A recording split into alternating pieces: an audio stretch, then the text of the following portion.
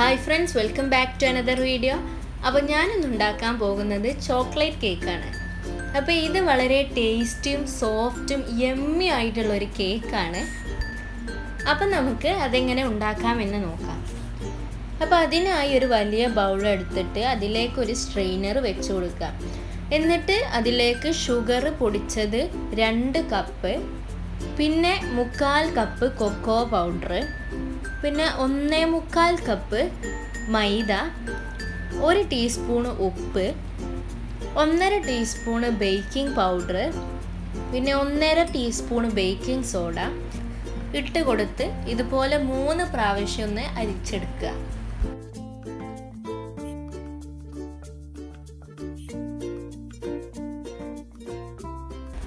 അപ്പോൾ ഇതുപോലെ ഞാൻ 3 പ്രാവശ്യം അരിച്ചെടുത്തത് എന്തിനാന്ന് വെച്ചാൽ നമ്മൾ ഇട്ട ഇൻഗ്രീഡിയൻസ് ഒക്കെ നല്ലപോലെ ഒന്ന് മിക്സ് ചെയ്യാൻ വേണ്ടിയിട്ടാണ്.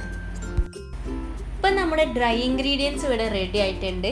ഇനി അതിലേക്ക് തന്നെ റൂം ടെമ്പറേച്ചറിലുള്ള 2 മുട്ട, 2 ടീസ്പൂൺ വാനില എസൻസ്, പിന്നെ 1 കപ്പ് പാല്, പിന്നെ 1/2 കപ്പ് വെജിറ്റബിൾ ഓയിൽ, പിന്നെ ഞാനിവിടെ 1 കപ്പ് ചൂട് വെള്ളത്തിൽ 2 ടീസ്പൂൺ ഇൻസ്റ്റൻറ്റ് കോഫി പൗഡർ ചേർത്തിട്ട് കലക്കി എടുത്തിട്ടുണ്ട്. അതും അതിലേക്ക് ഒഴിച്ചു കൊടുത്തിട്ട് നല്ലപോലെ ഒന്ന് ബീറ്റ് ചെയ്തെടുക്കുക. അപ്പോൾ ഇത് ബീറ്റർ വെച്ചിട്ടോ അല്ലെങ്കിൽ വിസ്ക് കൊണ്ടോ ആണ് മിക്സ് ചെയ്തെടുക്കേണ്ടത്. അപ്പോൾ ഇതിന് പകരം നമ്മൾ ഫോൾഡ് ചെയ്യുകയാണെങ്കിൽ ആ മുട്ടയും ഓയിലൊന്നും മിക്സ് ആയിട്ട് വരില്ല.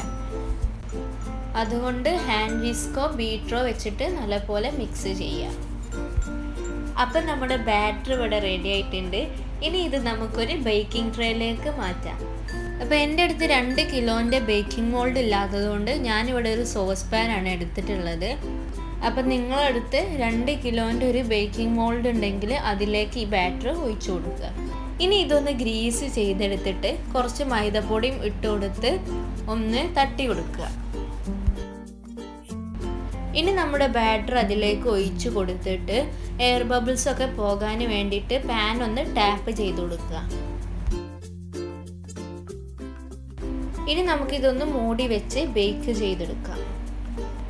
അതിനായി ഒരു പഴയ പാൻ ഞാനിവിടെ എടുത്തിട്ടുണ്ട്. ഇതൊരു 5 മിനിറ്റ് ഹൈ ഫ്ലെയിമിൽ ചൂടാക്കിയെടുക്കുക. എന്നിട്ട് നമ്മുടെ സോസ് പാൻ അതിലേക്ക് വെച്ച് കൊടുക്കുക. ഇനി ഇത് ലോ ഫ്ലെയിമിൽ 25-30 മിനിറ്റ് ബേക്ക് ചെയ്തെടുക്കുക. അപ്പം നിങ്ങൾ ബേക്കിംഗ് മോൾഡിലാണ് ചെയ്യുന്നതെങ്കിൽ ഒരു സോസ് പാൻ എടുത്തിട്ട് അതിലേക്കൊരു സ്റ്റാൻഡ് ഇറക്കിയിട്ട് മൂടി വെച്ച് 5 മിനിറ്റ് പ്രീ ഹീറ്റ് ചെയ്യുക ഇതുപോലെ. പിന്നെ 5 മിനിറ്റിന് ശേഷം നമ്മുടെ ബേക്കിംഗ് മോൾഡ് സോസ് പാനിലേക്ക് ഇറക്കി വെച്ചിട്ട് മൂടി വെച്ച് 30-35 മിനിറ്റ് ഇതുപോലെ ബേക്ക് ചെയ്തെടുക്കുക. അപ്പം നമ്മുടെ കേക്ക് ഇവിടെ ബേക്കായി വന്നിട്ടുണ്ട്. ഇനി ഇത് നമുക്ക് സ്റ്റൗവിൽ നിന്ന് മാറ്റാം. ഇനി നമുക്ക് ചോക്ലേറ്റ് കേക്കിന് ആവശ്യമായ ക്രീം ഒന്ന് ഉണ്ടാക്കിയെടുക്കാം.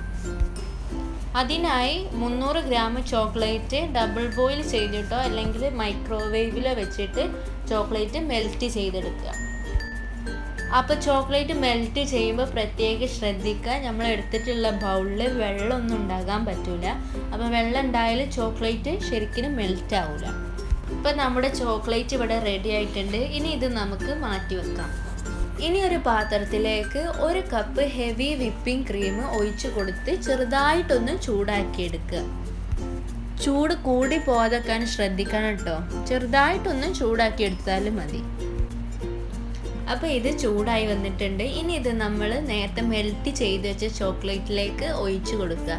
എന്നിട്ട് വിസ്ക് കൊണ്ട് നന്നായിട്ടൊന്ന് മിക്സ് ചെയ്യാം.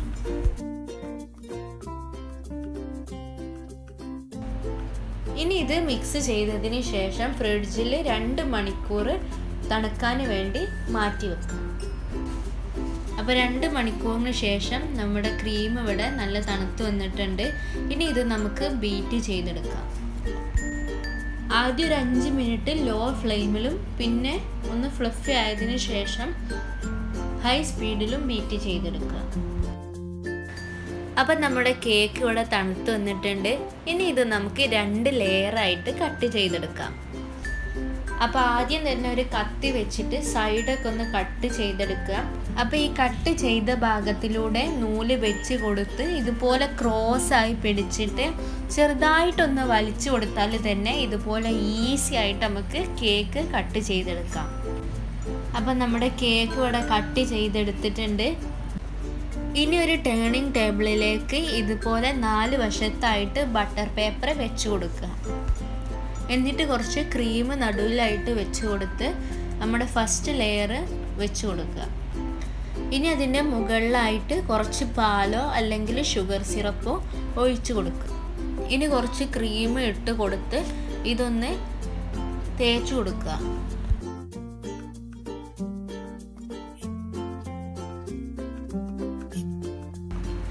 എന്നിട്ട് സെക്കൻഡ് ലെയറും വെച്ച് കൊടുത്ത് ഇതുപോലെ ഫുള്ളായിട്ട് ക്രീം കൊണ്ടൊന്ന് കവർ ചെയ്തെടുക്കുക.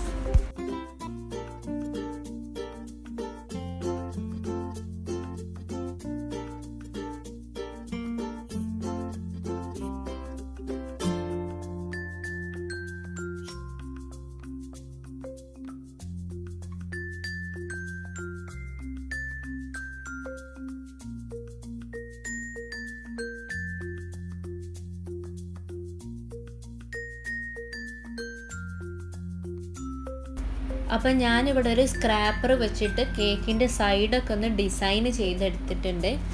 ഇനി നിങ്ങളുടെ ഇഷ്ടം പോലെ നിങ്ങൾക്ക് കേക്ക് ഡെക്കറേറ്റ് ചെയ്തിടും. ഞാനിവിടെ കുറച്ച് ചെറീസും ഗ്രേറ്റഡ് ചോക്ലേറ്റും വെച്ചിട്ട് കേക്ക് ഒന്ന് ഡെക്കറേറ്റ് ചെയ്തെടുത്തിട്ടുണ്ട്.